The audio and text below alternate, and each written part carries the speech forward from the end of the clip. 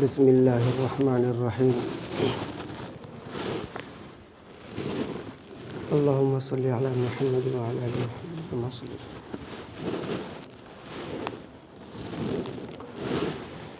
الحمد للہ نحمده ونستعینه ونستغفره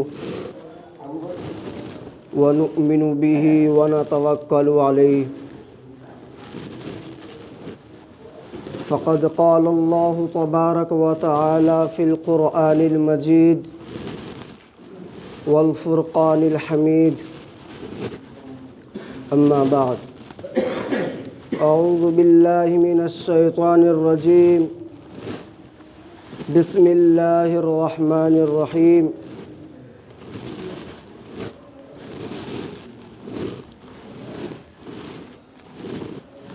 قل إن كنتم تحبون الله فاتبعوني يحببكم الله وقال في موضع آخر وإلهكم إله واحد لا إله إلا هو الرحمن الرحيم صدق الله العظيم۔ محترم حضرات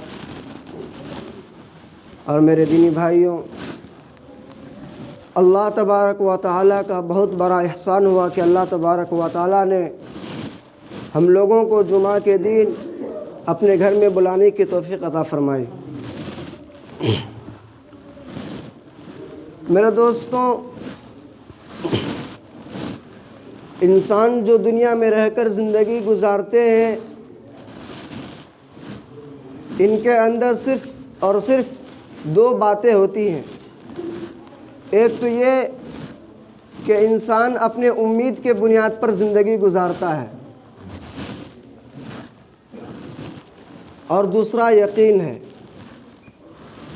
امید یہ ہے کہ انسان کوئی دکان کھولتا ہے، کوئی بزنس کرتا ہے، تو وہ ایک امید لگا کر وہ دکان کرتا ہے یا بزنس کرتا ہے، اس میں اس کو پورا یقین نہیں رہتا کہ اس بزنس سے ہم کو ضرور فائدہ ہوگا، بلکہ وہ ایک امید کے بنیاد پر، ایک بھروسے کے بنیاد پر وہ اپنا کام کو شروع کرتا ہے۔ میرے دوستوں،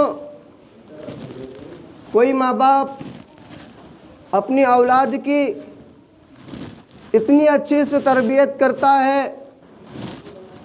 اسکول لائن سے پڑھاتا ہے، کالج میں پڑھاتا ہے، ڈاکٹری بنانا چاہتا ہے، سرٹیفکیٹ حاصل کرنا چاہتا ہے، لیکن اس کو اس بات پر بالکل یقین نہیں ہوتا کہ میرا بچہ اس کالج میں یا اس یونیورسٹی میں پاس ہو جائے گا۔ اس کو یقین نہیں رہتا، بلکہ ایک امید کے بنیاد پر وہ اپنے بچوں کو اسکول میں یا کالج میں داخلہ کرواتے ہیں۔ میرے دوستوں، اگر بچپن سے لے کر وہ جوان ہونے تک اسکول اور کالج میں پڑھتا ہے اور اس کا نوکری مل جانا یقین نہیں رہتا، بلکہ ایک امید، ایک بھروسے کے بنیاد پر وہ پڑھتا ہے، لیکن جس چیز پر انسان کو یقین رکھنا چاہیے اس چیز پر انسان یقین نہیں رکھتا۔ میرے دوستو، اسی طرح انسان کے لیے موت کا ہونا یقینی ہے، موت کا ہونا، پھر اس کے بعد زندہ ہونا، یہ انسان کے لیے یقین کرنا، یقین اس پر رہنا ضروری ہے۔ اگر کوئی انسان اس پر یقین نہیں کرتا ہے تو وہ ایمان والا نہیں ہے۔ جیسے کہ اللہ تبارک و تعالیٰ فرماتا ہے، الذین یؤمنون بالغیب ویقیمون الصلاۃ ومما رزقناہم ینفقون۔ اللہ تبارک و تعالیٰ فرماتے ہیں کہ مومن وہ ہے جو غیب پر ایمان لائے۔ میرے دوستوں، اب اگر کوئی کہتا ہے ہم مرنے کے بعد ہم کو یہ یقین نہیں ہوتا کہ قبر میں عذاب کا ہونا ضروری ہے، تو وہ شخص مسلمان نہیں ہے، بلکہ ایسے شخص کافر ہے۔ کیونکہ قرآن کہہ رہا ہے کہ مسلمان وہی ہے جو غیب پر ایمان لاتا ہے۔ ہم تو اللہ کو دیکھے نہیں، لیکن اللہ کو دیکھے بغیر ہم اللہ پر ایمان لاتے ہیں، تو یہی مومن ہے۔ میرے دوستو، آج ہمارا ایمان اتنا کمزور ہو گیا ہے کہ ہم کسی کے بہکاوے میں آ جاتے ہیں۔ میرے دوستو، ہم سے پہلے بھی مسلمان دنیا میں تھے، بڑے بڑے امت دنیا میں آئے ہیں۔ میرے دوستو، یہ آخری امت ہے۔ آج مسلمان کسی کے بہکاوے میں آ جاتے ہیں۔ میرے دوستو، میں آپ کو ایک واقعہ سناتا ہوں۔ حضرت عبداللہ ابن نافع حضور صلی اللہ علیہ وسلم کے صحابہ ہیں۔ میرے دوستو، ایک جنگل میں اپنا قیام کرنا چاہتے ہیں۔ افریقہ کا ایک جنگل میں یہ لوگ ٹھہرنا چاہتے ہیں۔ میرے دوستو، جس جگہ یہ لوگ ٹھہرنے کا انتخاب کیا، جس جگہ رہنے کے لیے یہ سب متعین کیا، اس جگہ میں ہزاروں درندے، ہزاروں جانورات تھے، سانپ بچھو تھے۔ میرے دوستو، ایسی جگہ ان مسلمانوں نے رہنے کا جگہ متعین کیا۔ میرے دوستو، وہاں کے لوگ تعجب کرنے لگے کہ جس جگہ کا یہ لوگ انتخاب کیے ہیں وہاں پر تو صرف زہریلا جانور ہے، یہ لوگ وہاں پر کیسے ٹھہر سکتے ہیں؟ میرے دوستو، تو اس وقت ایک صحابی حضرت عبداللہ ابن نافع جنگل میں کھڑے ہو کر یہ آواز پکارتا ہے کہ اے جنگل کے درندوں، اے جنگل کے سانپ اور بچھو، ہم لوگ نبی کے صحابہ ہیں، ہم لوگ حضور اقدس صلی اللہ علیہ وسلم کے امتی ہیں، ان کے صحابہ ہیں، ہم لوگ یہاں پر ٹھہرنا چاہتے ہیں، لہذا اس جنگل کو خالی کر دو، ورنہ جو بھی اس جنگل کو خالی نہیں کرے گا اس کو ہم مار دیں گے، اس کو ہم قتل کر دیں گے۔ میرے دوستو، اتنا کہنا تھا کہ وہاں کا مسلمان کہتے ہیں کہ اتنا دیر میں پورا کا پورا جنگل خالی ہو جاتا ہے۔ میرے دوستو، یہ ایک مسلمان تھا، ایک اللہ کے رسول کے صحابی تھے، مسلمان کے اتنے پاور تھے۔ میرے دوستو، صرف اور صرف اس کے ایمان کی وجہ سے، ایمان کی طاقت تھی کہ ایک آواز میں پورا کا پورا جنگل خالی ہو گیا۔ میرے دوستو، آج ہم 10 آواز نکالیں گے تو ایک بچہ ہم سے خاموش نہیں رہ پائے گا، لیکن دیکھیے اس زمانے کی بات ہے کہ ایک آواز پر پورا کا پورا جنگل خالی ہو گیا۔ وہ بھی ایک مسلمان تھا۔ میرے دوستو، اور ایک صحابی ہیں حضرت سفینہ، یہ حضور اقدس صلی اللہ علیہ وسلم کے غلام تھے۔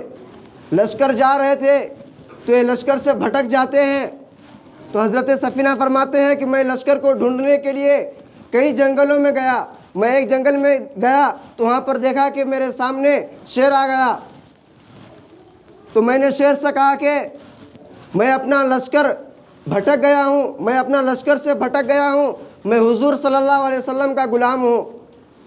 میرا دوستو، اتنا کہنا تھا کہ وہ شیر آگے آگے چلتا اور میں اس کے پیچھے پیچھے چلتا۔ میرے دوستو، وہ شیر ہم کو اپنے لشکر تک پہنچا دیا۔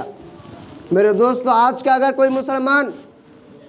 اگر کسی مسلمان کے سامنے شیر آ جائے تو وہ اس طرح بھاگے گا جیسا اس کا موت آ رہا ہے۔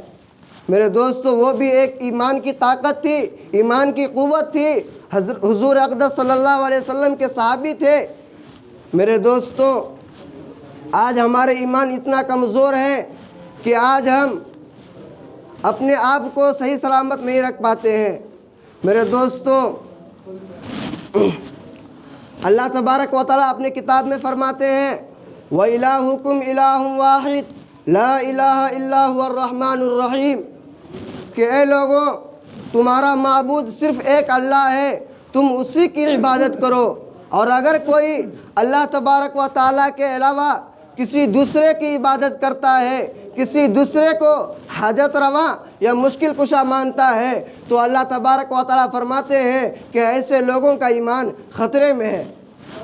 حدیث شریف میں آتا ہے لا يقبل اللہ لصاحب بدعۃ صوما ولا صلاة ولا صدقة ولا حجا ولا عمرة ولا جہادا ولا صرفا يخرج من الاسلام كما تخرج الشعرة من العجین۔ حضور صلی اللہ علیہ وسلم فرماتے ہیں کہ جو شخص دین میں نئی نئی باتیں پیدا کرتا ہے، اس کی نہ نماز قبول ہوتی ہے، نہ روزہ قبول ہوتا ہے، نہ زکوٰۃ قبول ہوتا ہے، نہ سنت اور نوافل قبول ہوں گے، نہ مستحبات و مندوبات قبول ہوں گے، بلکہ وہ ایمان اور اسلام سے بالکل خارج ہو جاتا ہے۔ وہ ایسا ہو جاتا ہے جس طرح گوندے ہوئے آٹے سے بال نکلتا ہے، وہ اس طرح مسلمان اسلام سے خارج ہو جاتا ہے۔ میرے دوستوں، اسی لیے اللہ تبارک و تعالیٰ نے دنیا میں جتنے بھی پیغمبر بھیجے ہیں، حضرت آدم علیہ السلام سے لے کر ہمارے اور آپ کے آقا جناب محمد رسول اللہ صلی اللہ علیہ وسلم تک جتنے بھی نبی دنیا میں آئے، سارے نبی کے مشن، سارے نبی کی دعوت ایک تھی، اور وہ دعوت کیا تھی، وہ مشن کیا تھا، وہ عقیدہ کیا تھا؟ میرے دوستو، وہ عقیدہ صرف اور صرف توحید کا عقیدہ تھا۔ میرے دوستو، اسی عقیدے کی وجہ سے، اسی عقیدے کو پھیلانے کے لیے، اسی عقیدے کو ہم تک پہنچانے کے لیے میرے دوستو حضرت موسیٰ علیہ السلام کو سولی پر لٹانے کی تدبیریں کی گئی، حضرت زکریا علیہ السلام کو آروں سے چیرا گیا، میرے دوستو حضرت ابراہیم علیہ السلام کو انگار میں ڈالا گیا، میرے دوستو صرف اور صرف اسی توحید کے لیے۔ میرے دوستو حضرت بلال حبشی رضی اللہ تعالیٰ عنہ کو تپتی ہوئی ریت پر لٹا گیا، میرے دوست دھوپ میں لٹا کر سینے پر چٹان رکھا گیا، حضرت سمیہ رضی اللہ تعالی عنہا کو کمبخت ابو جہل نے شرمگاہ میں نیزہ مار کر شہید کر دیا۔ میرے دوستو، اس توحید کو ہم تک پہنچانے کے لیے میرے دوستو صحابہ نے اور صحابیات نے، اللہ والوں نے بہت سے قربانیاں پیش کیے ہیں۔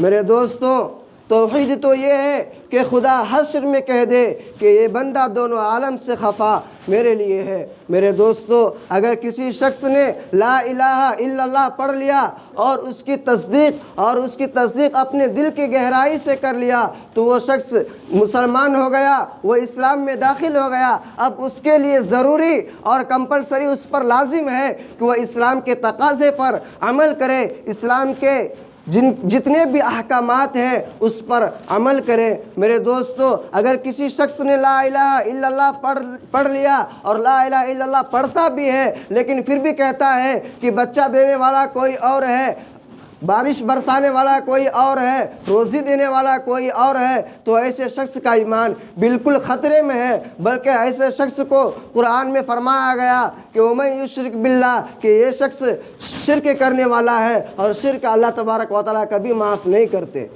میرے دوستو، اللہ تبارک و تعالیٰ سے دعا کریں کہ اللہ تبارک و تعالیٰ ہمیں سچے پکے مسلمان بنائے اور اپنے ایمان پر یقین رکھنے والا بنائے، اور نماز پڑھنے کی توفیق عطا فرمائے۔ آمین۔ وآخر دعوانا الحمدللہ رب العالمین۔